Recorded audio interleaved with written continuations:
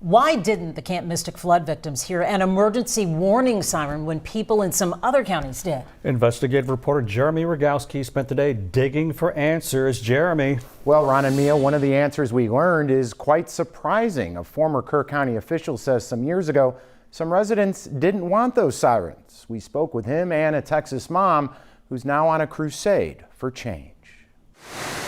Along the raging Guadalupe River, 4th of July, the evacuation sirens have been sounded. The Bernie Star captured blaring sirens warning folks to get to higher ground. But that didn't happen in neighboring Kerr County, which uses a system called Code Red that alerts people on their cell phones in areas of spotty cell service. It just blew my mind that they didn't have anything like that for this area. Nicole Wilson is a mother of summer campers who started an online petition for a Kerr County early warning siren system. You need to act on this, and you need to act on this now. Sirens work. These counties along the river have already acted.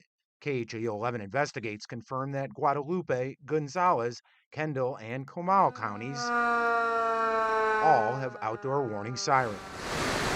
As for Kerr County, it debated the issue nearly a decade ago. The community was not in favor of having sirens located in a lot of locations. Tom Moser was a county commissioner at the time. Sirens, can go off unintentionally, accidentally. And that was not desirable on the part of some people. In these commission meeting minutes from 2017, Moser wrote, "Too many people said they did not want sirens, and so county leaders took them out of a nearly $1 million grant proposal to upgrade flood gauges and sensors."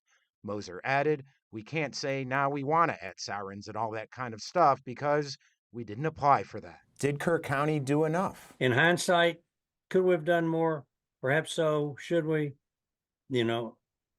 Perhaps so. But I think now with this event, the good thing will be it will be a high priority for the nation. That $1 million grant proposal, by the way, was never approved. The former commissioner said Kerr County, guys, has always struggled with funding. With only about 50,000 people in the entire county, there's limited revenue coming in. Well, thank you, Jeremy. Well, maybe the state can step in to help. We'll monitor those special sessions. All right. Thank you, Jeremy.